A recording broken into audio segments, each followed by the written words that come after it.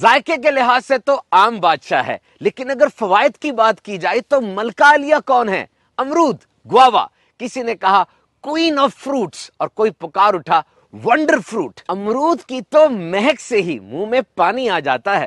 It's a great appetiser, بھوک لگاتا ہے، اور کٹے ہوئے امرودوں پر چاٹ مسالہ اور کھٹا ڈال کر کھانا تو بڑی ہی ٹیسٹی ڈش ہے نا۔ سستا پھل ہے لیکن فوائد میں اس کے جوڑ کا اور کوئی نہیں، اسی لیے امرود کو پور مینز ایپل یعنی غریب لوگوں کا سیب بھی کہا جاتا ہے، اور یہی وجہ ہے کہ غذائی ماہرین کا یہ پسندیدہ پھل ہے۔ ناؤ گوابا ورسز اورنج، امرود بمقابلہ مالٹا۔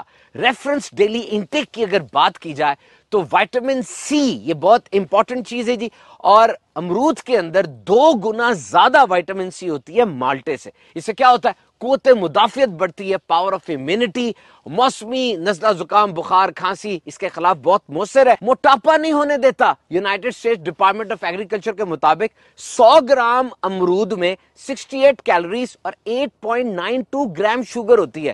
پیٹ بھر جائے گا، فیلنگ آف سیٹیٹی بھی آ جائے گی، غذائیت بھی مل جائے گی، موٹاپا نہیں ہوگا۔ امرود میٹھا ہے یا نہیں کیسے پتا چلے گا؟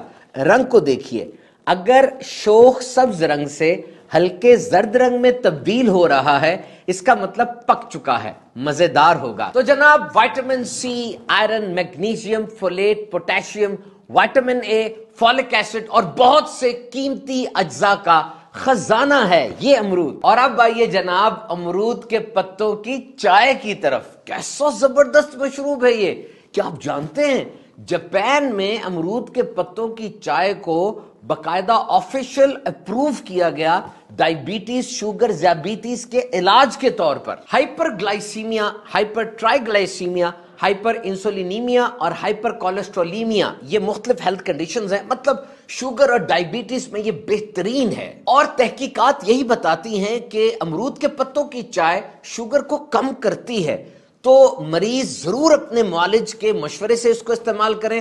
زیادہ کم ہونا بھی شوگر کا یہ بھی صحیح نہیں ہوتا۔ آئیے اب امرود کے پتوں کی چائے کیسے بنانی ہے طریقہ سن لیتے ہیں۔ 10 تازہ امرود کے پتے لیجئے، انہیں اچھی طرح دھو لیں تاکہ گندگی صاف ہو جائے۔